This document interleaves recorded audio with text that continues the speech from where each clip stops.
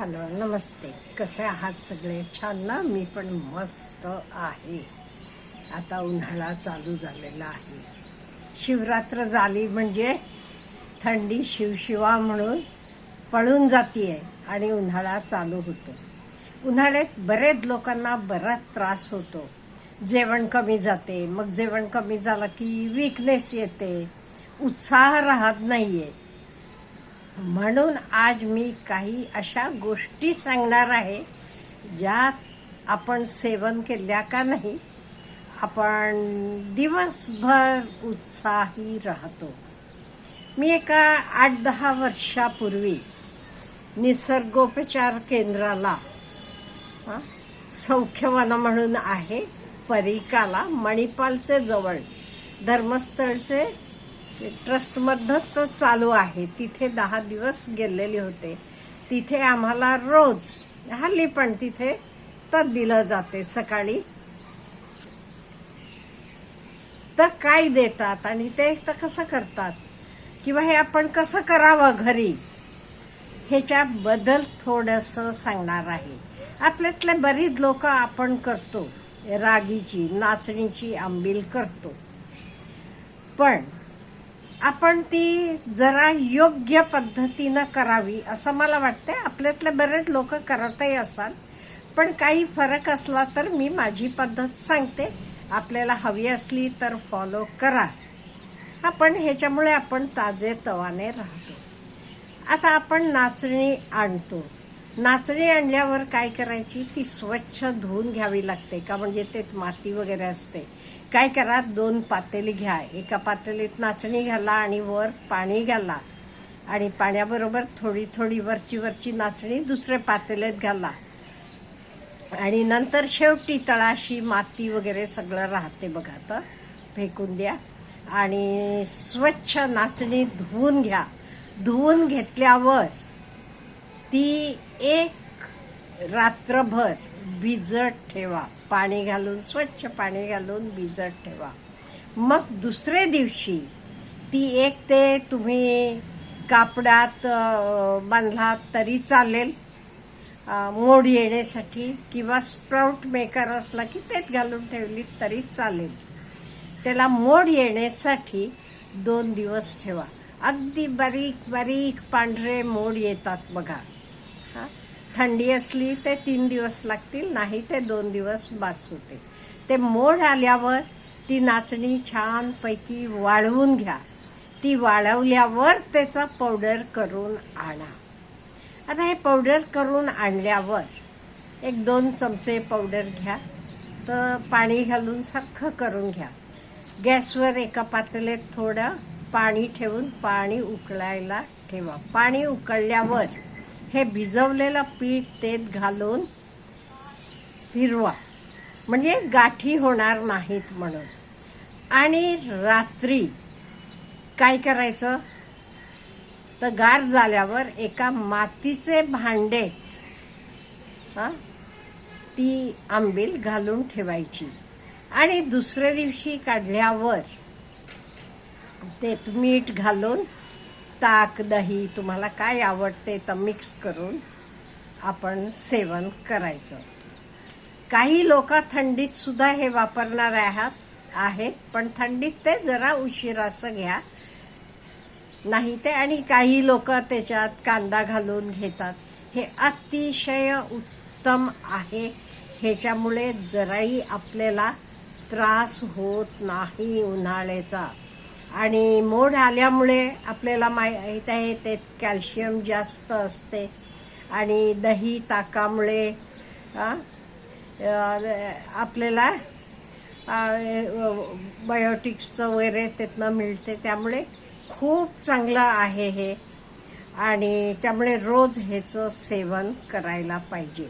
काही लोक हे गूळ घालून पण घेतात, पण डायबिटीस वगैरे असलं की गूळ घालून घेऊ नका. हे नाश्त्यासाठी रोज सकाळी घेतलेलं अगदी उत्तम. तुम्ही सौख्यवनात गेलात का नाही, तिथे रोज सकाळी नाश्त्याला ग्लासभर ताक आणि ह्याला आंबील, तिथे ह्याला गंजी म्हणतात, रागी गंजी म्हणतात, कन्नडमध्ये रागी म्हणतात नाचणीला, म्हणून हे दिलं जाते. आणि ह्याच्याशिवाय आपण काय काय वापरायला पाहिजे उन्हाळ्यात आपण जरा जास्त लिफी व्हेजिटेबल्स, पालेभाज्या वापरायला पाहिजे, उसळी वापरायला पाहिजे, पाणी भरपूर प्यायला पाहिजे. शहाळा वगैरे अवेलेबल असला की त्याचा वापर करा. फळं घ्या. हे सगळं आपण वापर करा. म्हणजे आपलं तेव्हा जेवण कमी होते, नो डाऊट. हां, दुपारी जेवायच्या वेळेला तुम्हाला किती जाते तेवढं खावा. नाही, मी नाही तेवढं खातो तो आता जात नाही. भूक नसली की खाऊ नका. भूक आहे एवढं खावा. तळलेला वगैरे कमी करा. मी खाऊच नका म्हणत नाही, बरेच लोकांना आवडते त्यामुळे ते म्हणतील बंद कसं करणार हो. बंद करू नका, कमी करा. पण हे नाचणीची आंबील रोज न चुकता घ्या. ह्याला बघा जास्त खर्च नाही येत, सोपा आहे, आरोग्याला चांगला आहे आणि कोणी लहान मुलांपासून वयस्क माणसांपर्यंत सगळे हे घेऊ शकतो आपण. आणि ह्याच्याशिवाय फळं, भाजीपाला, भरपूर पाणी हे सगळं घ्यायला पाहिजे. हे आहाराचं झालं. आता बाहेर जाताना आपण काय काळजी घ्यायला पाहिजे. एक ते डोक्याला रुमाल वगैरे बांधा, छत्री घ्या आणि गरज नसली की अगदी उन्हाच्या वेळेला 12-1ला जाऊ नका. पण कित्येक वेळेला आपल्याला गरज असते, काही बँकेतली कामं असतात, अशा वेळेला आपल्याला उन्हाच्या वेळेला बाहेर पडावं लागते.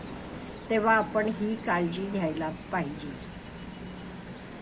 आणि ह्याच्याशिवाय आपण बाहेर जाताना उन्हाळ्यात बघा धूळ जास्त असतो, त्यामुळे जायचे आधी आपण नाकातल्या आतल्या बाजूला तुपाचं बोट लावा किंवा तेलाचं बोट लावा. म्हणजे धुळीचं जास्त हे होत नाही. आणि हल्ली हवं ते मास्क आपण वापरला तरी चालतो. उत्तम आहे मास्क वापरणं. मास्क वापरा आणि डोक्याला बांधा, छत्री घ्या. इलाज नसला की जावं लागते, त्यामुळे जावं हरकत नाही. आणि झोप, व्यवस्थित झोपायला पाहिजे. आणि रात्री झोपायच्या आधी पाहिजे ते आंघोळ करा. का म्हणजे उन्हाळ्यात अंग आपला किचकिच झालेलं असते, त्यामुळे आंघोळ करून घ्या. आणि झोपायचे खोलीत असं थंड असू देत, शांत असू देत. आणि झोपायचे ॲटलिस्ट 2 तास आधी तरी तुमचं जेवण व्हायला पाहिजे. 2 तास आधी तुम्ही तुमचे सगळं मोबाईल म्हणा, टी व्ही म्हणा, लॅपटॉप म्हणा, सगळं बंद करायला पाहिजे. आणि झोपायच्या आधी मेडिटेशन करा पाहिजे, ते सेल्फ टॉक करा. आणि अगदी शांतपणानं झोपा. झोप छान लागते. त्यामुळे झोप हे खूप मोठं औषध आहे बघा. त्यामुळे झोप गरजेची आहे. मग उन्हाळा असू देत, कुणी असू देत. आणि सकाळी उठल्यावर आपलं रुटीन आहे, त्यामुळे आपल्याला उन्हाळा पण हे काही गोष्टी आपण वापरल्या तर अगदी काही त्रास होणार नाही. आणि अवेलेबल असलं तर मी म्हटलं शहाळा जरूर प्या. कोवळा नारळ शहाळा म्हणजे त्याचं पाणी खूप छान असते. आणि लिंबू सरबत चालेल, पण असं एक तयार म्हणजे रेडीमेड बाकी फळांचे रस वगैरे हे शक्यतो कमी करा. घरात फळांचे रस काढून वापरा, घ्या. लिंबू सरबत चालेल, इवन कोकम चालेल. हे सगळं आपण जराशी आपली काळजी घेतली का नाही, उन्हाळा आपल्याला सुसह्य होईल. नाही ते खूप उन्हात फिरत असलेले लोकांना बघा सनस्ट्रोक होतो, काही त्रास होतो,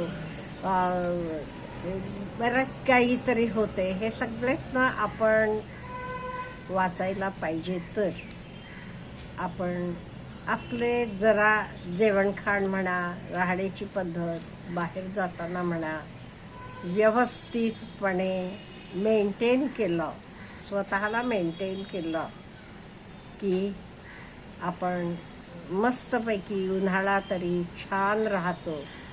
काही उन्हाचा त्रास होत नाही. एवढी आपण स्वतःची काळजी घ्यायला पाहिजे. आपल्याला काही सांगायचं असलं तर प्लीज कॉमेंट बॉक्समध्ये लिहा, म्हणजे आपले सगळे व्ह्युअर्सांना कळेल. Have a good